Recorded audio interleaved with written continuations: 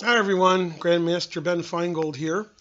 Yay, I didn't draw, although I chose the less good of the two alternatives to drawing. I lost my game. I played Grandmaster David Berczes, and I made two really bad moves this game, and he only made one bad move, so two's more than one. Okay, the game started out as an exchange Slav. I was black, and played bishop f4. This is like a tweak in the move order. White tries to avoid playing knight f3 because then black can't play bishop g4 pinning the knight. So, for example, if I play a6 here, which is a common move, and he plays knight f3, I can play bishop g4, but he wouldn't play knight f3. He would play bishop d3 and probably knight ge2. Anyway, a long time ago against the exchange Slav, I was looking at a line where black plays e6 and bishop d6. And the reason is nobody plays that, so I figured I would know it, my opponent wouldn't. And even though he didn't play knight f3, I played it here anyway. It's okay. And now, since he hasn't played knight f3, in fact, if he does play knight f3 here, I've had that position before. I had a pretty easy draw against Jesse Cry in the U.S. Championship. I think it was 2007. Probably, that's right. It was in Tulsa. So it was either 2007 or 2008. I think it was 2007. Okay, but he played f4, and that's actually the most common move in this position. And now, since drawing's no fun, I decided to be creative, but that didn't work out well. So there's a couple of plans for black. They both involve castling. And actually, the right plan that I like, I saw, and I decided to do something else. I want to play knight e4, which obviously I can't. So if my bishop's on this diagonal and my knight's not here, I can do that. In fact, there was a game played a long time ago, more than one, where black did exactly that and played bishop b7, knight e7, and then possibly knight e4. Or the knight could go to d7 and we could play f5. And if the knight's on e5, we could kick it out with f6. So that's reasonable. It's also reasonable to play like Kamsky, although he lost, to Aronian. He played bishop d7, and then he played rook fc8 and tucked his bishop back here. And he lost a long game to Aronian a few years ago. Anyway, I didn't do any of that, the bishop d7 or bishop b7 plans. Instead, I did something interesting, which is good for you guys, but bad for me. Played h6, and the idea is to play g5. It turns out in my database, this has been played 3 times before, but not with success. It's actually just terrible. White can actually sacrifice a pawn here by just castling or playing knight e5, and my king gets exposed on the f-file. Everything gets exposed. He played g3, which I expected. Now, one good thing about my crazy play is I actually had a time advantage the whole game. In fact, the last 3 or 4 moves, my opponent had less than a minute. Although, unfortunately for me, there's a 30-second increment, and I had less than 5 minutes, and I blundered more than he did. Okay, I played gf4, and I was really shocked here. Well, first of all, he thought a long time on g3. I expected g3, although the engine doesn't play g3. It's like the 4th move. And after g takes f4, he thought, I don't know, 15 minutes here. And I was like, is he going to play g takes f4? If he plays e takes f4, his d pawn's weak. And if he had a pawn on c3 instead of a knight, then, okay, e takes f4. And he shocked me by taking with e pawn, and of course the engine says that's right. 3 or 4 times this game, my opponent played moves I didn't expect or see, and they were always the engine move. Okay, I played bishop d7, and he played queen d2. And, this is the worst move of the game until move 24, where I played a much worse move. I was convinced the last 2 or 3 moves that my opponent would castle queenside. And I didn't want him to, because then I didn't know what I would do. What am I supposed to do? If castle's kingside, I have an open g-file. I can play h5, h4. Okay. If he castles queenside, I wasn't sure what to do. So I played rook c8 so that he wouldn't castle queenside. And in fact, castling queenside probably isn't good here because I have knight b4 and knight e4, and I can start attacking, his pieces and his pin knight, all that nonsense. And he castled kingside, which surprised me. I'm not sure why it surprised me. It's an obvious move and it's best. And here, I'm already much worse. So in this position, I have to either castle queenside or prepare to castle queenside.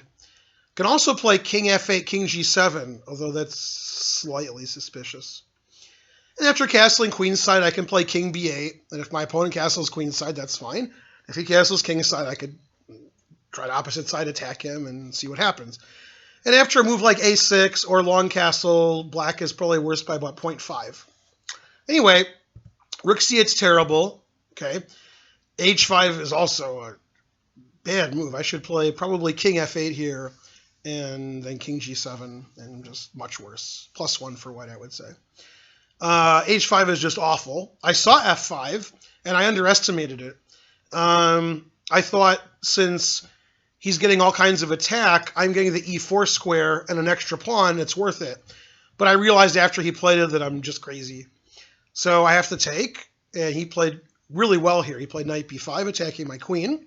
And the idea is when my queen moves, he wants to play queen f4, threatening knight d6 check and my f-pawn. Okay, so I thought a long time here. Played queen e7, which is correct.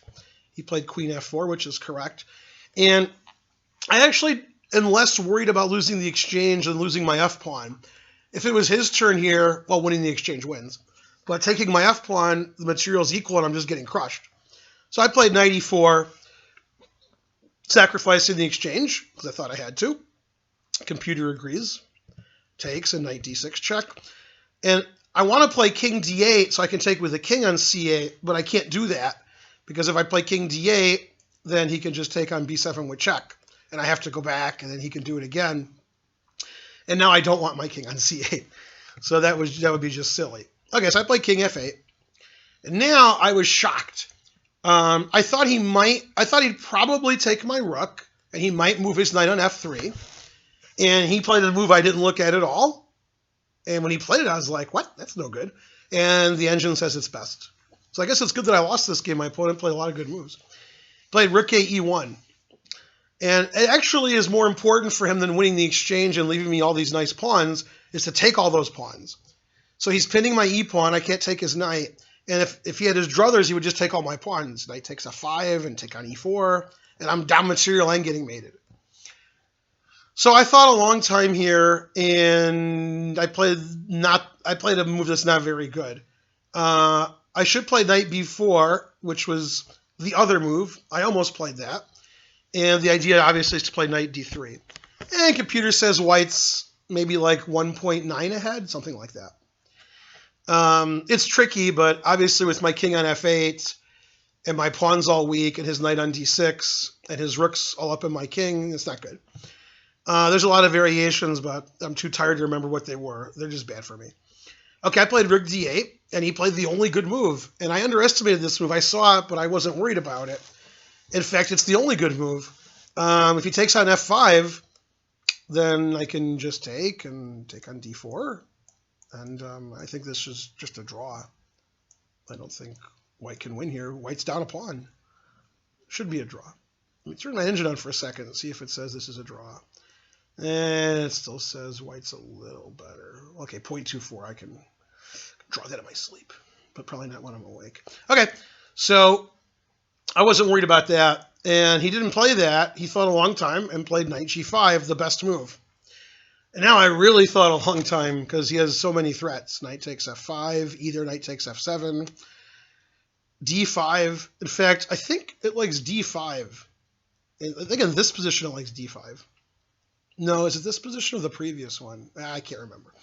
Okay, so I played the best moves. Knight takes d4, knight takes f7, king g7, protecting all my rooks. And he made a move I never looked at all, and it's the best move.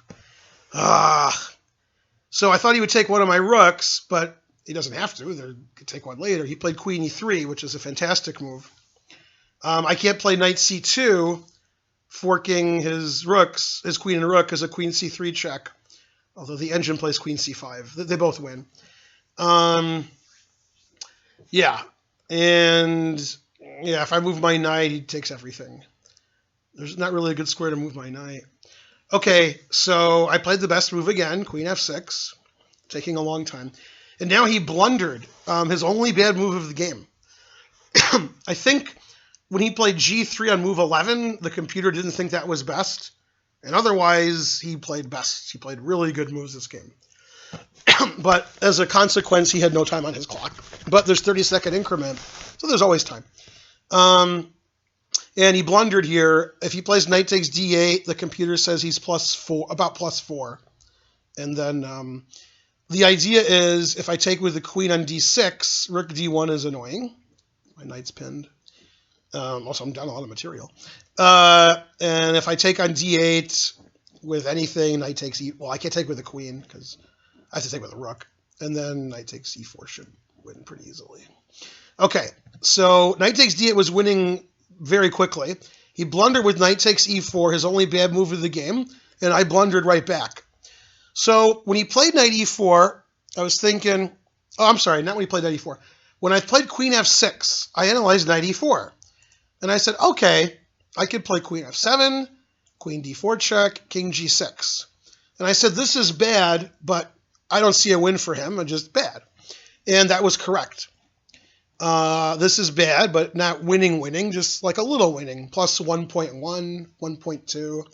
And he had like a minute here, so all three results are possible. I don't know what would have happened. I had about 4 minutes. He had 1 minute, and he's close to winning, so who knows? And instead of queen f7, I made a horrible move, and I knew it was horrible. I analyzed knight c2. I rejected it because of the game continuation. Then I analyzed queen f7 and tried to look for something better and looked at knight c2 again, and I forgot the winning line. I've done that before, but it's been a while. I hear my students telling me they do that too. They see that something loses, then they revisit it and forget. So knight c2 is just horrible move. After queen f7, I'm still in the game. Okay, and now white just wins instantly by taking everything. Takes my queen, I take his queen, takes my rook, I take his rook, and when he takes my bishop, I saw this before I played knight c2, and I just forgot about it. God. Well, I'm down a piece, so I have to take the knight if I don't want to be down a piece. And then he plays rook e7 check. I can't attack his rook because his knight defends the key squares. And then he just takes my knight and he's up a knight. And I saw that before I played knight c2, and I played knight c2 anyway. So after knight takes d8, knight takes f1, knight takes d7, I resigned. And he had, I guess, a little over a minute now because of the increment, and I had maybe 3 minutes. So that was a tough loss. My opponent played really well, except for the knight takes e4 move, which, funnily enough, was the quickest way to win because of my dumb response. So the good player is always lucky. But yeah, he played better than me and understood the game better than I did, so it's reasonable that he won. That's life of the big city. Okay, so I have 2 out of 5. Solid. I think I had 2 out of 5 in my last Norm tournament. Tomorrow I play Tatev Abrahamian. I haven't won any games this tournament, and the only game I won the last Norm tournament here was against Tatev in round 1. So I have a really long streak of not winning in these Norm tournaments, 13 games in a row. Consistent. I'm white against Tatev, and then I'm black against John Burke tomorrow in the evening. So tomorrow's the last day with 2 rounds a day. Tomorrow's Sunday for me. And then Monday and Tuesday, there's 1 round a day. Leading the tournament is a Wonder Liang. He won a draw and ending against the highest rated player, whose name escapes me, Andrei Gorovets. So they were tied for first with 3 out of 4.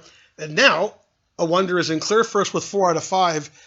I think he doesn't have to win any more games to get a Norm, but I could be wrong. I think if he just draws his next 4 games, he has a GM Norm. But maybe he needs 1 win. And I still haven't played Gorovets or a Wonder, who were the most likely to get Norms before this round. It seems like the only reasonable chance for a Norm right now is a Wonder, 4 out of 5. And nobody has 3.5. So since +1 is in second place, I don't think those people are getting a Norm unless they can just start running off wins, which is unlikely. Okay, well, that was my game. And maybe I can get back to drawing tomorrow. Now I'll lose again. This is Grandmaster Ben Finegold. Since I definitely won't win prize money now, it's very important you donate. The more you pay, the more I win or lose or draw, all 3. And yeah, unfortunately, I got a text from Anish Giri, and he said, don't talk to me anymore. because I lost a game. Although I did see a tweet today. Donald Trump said I was playing the best chess he'd ever seen. And he said the fact that I have draws and losses was sad. So that was nice of the Donald. So donate. Go to www.8clchessclub.com. If you don't want to go there, go to 8clchessclub.com. And don't put the www in. You can put other stuff in. And follow me on Twitter and Facebook. CCSCA, the Chess Club and Scholastic Center of Atlanta. And if you're up late tonight, Saturday night, Ben Simon will probably put up the video he made today, which will probably be about 20 minutes long, probably 10 or 15 of that will be me, discussing my 4 draws so far. And that's at the Chess Club and Scholastic Center of St. Louis, CCSCSL. All right, bye everyone.